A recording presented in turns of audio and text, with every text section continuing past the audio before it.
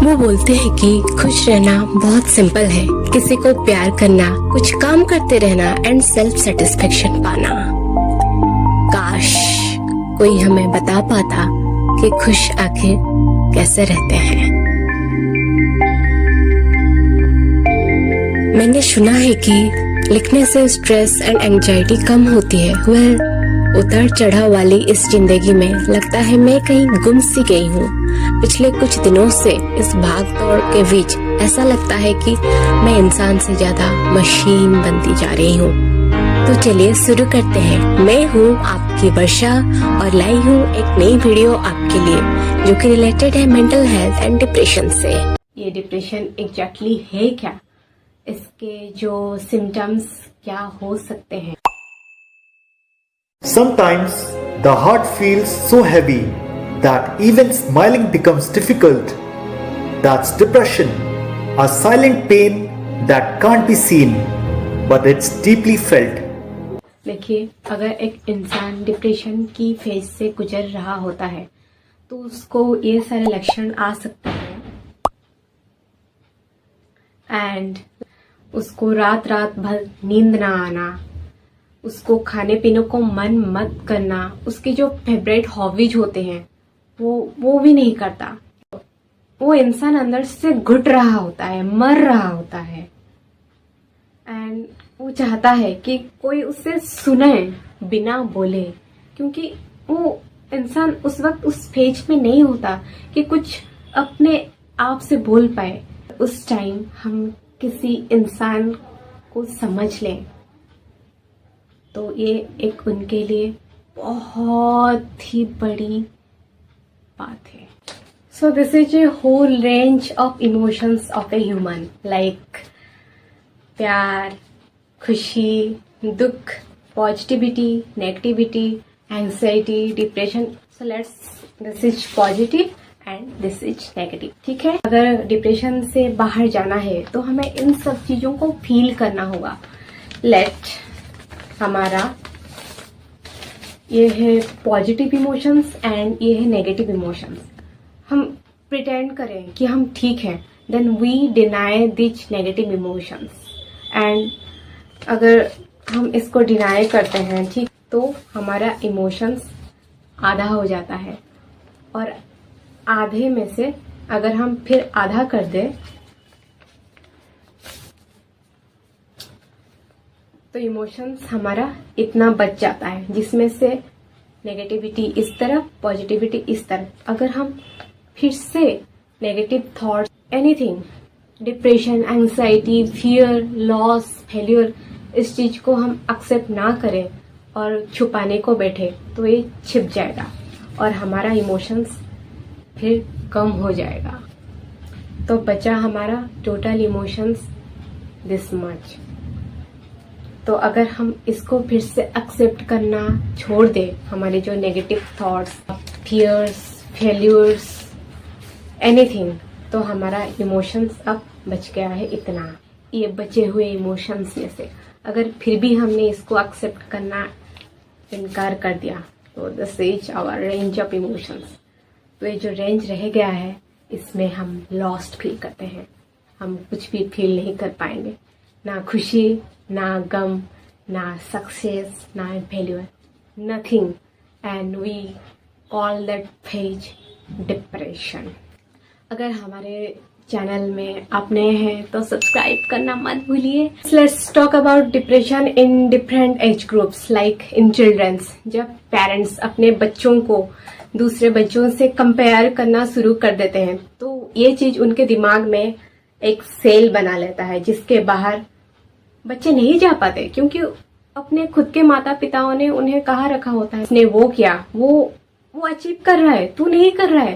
तो वो अपने दिमाग में एक सेल बना लेता है कि मैं ये नहीं कर सकता, मुझसे ये नहीं हो रहा होता। तो ये सेल्फ डाउट्स उसके मन में बचपन से पैदा होना शुरू कर देते हैं एंड आगे चलकर ये डिप्रेशन का रूप ले सकता है। सो पेरेंट्स के लिए एक बहुत ही विनम्र मेरी रिक्वेस्ट है कि अपने बच्चों को स्कोप दें, उनको ओपन अप करें, कंपेयर ना करें, क्योंकि हमारे जो ये 5 उंगली डिफरेंट होते हैं, कोई किसी के साथ समान नहीं होता, पर जब ये मुट्ठी बनते हैं it's become a power. Adolescence period आता है, मेन डिप्रेशन का जो रीजन होता है इट्स आइदर कैरियर और failure in love life. Okay, career में फेल्यूर होने के बाद एक यंग पर्सन को ऐसा लगता है जैसे कि उसका सब कुछ खत्म हो गया, लाइफ में कुछ नहीं है, क्योंकि कैरियर में वो आगे नहीं जा पाया, फेल्यूर्स कंटिन्यूसली देख रहा है। तो this is leads to depression and एक बहुत ही ज़्यादा जो पर्सनल थिंग होती है लव, जो कि इंसान के अंदर से जुड़ी होती है। इंसान अपना दिल बहुत ही प्योरिटी से दिया हुआ होता है एंड उसको रिटर्न में फेलियर मिलते हैं, वो प्यार नहीं मिल पाता, तो वो कहीं ना कहीं अंदर से टूट जाता है। देन हम आते हैं ओल्ड एज में डिप्रेशन के बारे में। फैमिलीज में बच्चे बड़े होते हैं एंड इनकम भी कर लेते हैं, पर अपने माता पिता को भूल जाते हैं। दिस फेज जो कि आजकल हर जगह दिखाई दे रहा है, ये माता पिताओं के डिप्रेशन का कारण हो सकता है। वो एक हेल्पिंग नेचर का इंसान हो चाहे बिना हेल्पिंग नेचर का, मतलब जिसका हेल्प करने का कोई इंटरेस्ट भी नहीं होता है किसी को, एक मोड़ आ जाता है, वो सामने वाले को हेल्प करने के लिए बहुत अपना इफर्ट्स देता है, फिर बहुत कुछ करता है, अपना पर्सनल टाइम वगैरह सब दे के हेल्प करने लग जाता है। फिर वो सामने वाला का इंटेंशन जब खत्म हो जाता है ना, उसको सब मिल जाता है, हेल्प मिल जाता है, हर उसका काम हो जाता है। फिर पता नहीं यार क्यों वो सामने वाला इंसान किसी रीज़न के वजह से या फिर बिना कुछ रीज़न के या फिर उसका नेचर ही वैसा है कि वो सामने वाला इंसान का हेल्प ले लेके फिर हर किसी को ऐसे कर देता है, पता नहीं। पर वो तो अपना सेल्फलेस होके हेल्प कर दिया है और उसी को ही डिप्रेशन हो गया कि सामने वाला इंसान पता नहीं क्यों लाइफ के एक बीच में ऐसा मोड आ गया है, वो चेंज हो गया है और गया जो पहले बॉन्ड बना था वो बॉन्ड का धज्जिया उड़ जाता है। फिर जो हेल्प लेके उड़ गया है उसको छोड़ के खुद का जो ओरिजिनल नेचर है वही परसिस्ट रहने देता है। और जो सामने वाला धोखेबाज इंसान है, धोखेबाज ही बोल सकते हैं क्योंकि जो नेचर चेंज कर सकता है तो वो खुद को धोखा दे रहा है, खुद का नेचर चेंज करके सामने वाले को धोखा दे रहा है। अब वो तो वैसा है, वो चेंज नहीं होगा, हमको खुद भी नहीं चेंज होना है उसकी वजह से। खुद का ओरिजिनल पर्सनालिटी वही मेंटेन रखना चाहिए और इससे छोटे छोटे कंकर की वजह से खुद के लाइफ में बड़ा सा गड्ढा करके उसमें अपना आंसू भर के नहीं रखना चाहिए। सो दोस्तों, डिप्रेशन की इस नैया में सबसे उम्दा खिलाड़ी कौन है पता है आपको? कॉर्टिसोल। ये वो बायोकेमिकल है जो इंसान के अंदर रिलीज होता है जब वो prolong state of stress and depression में होता है। पर हमें इसको ओवरकम करके जाना होगा, हमें पहुंचना होगा अपने डोपामिन एंड सेरोटोनिन के पास। So friends, let's talk about the glad technique जो हमें हेल्प करेगी कोप करने में इस डिप्रेशन के। सो ग्लाड टेक्निक क्या है? जी फॉर ग्रेटिट्यूड। ग्रेटिट्यूड किसके लिए भाई? क्या जिंदा होने के लिए ग्रेटिट्यूड?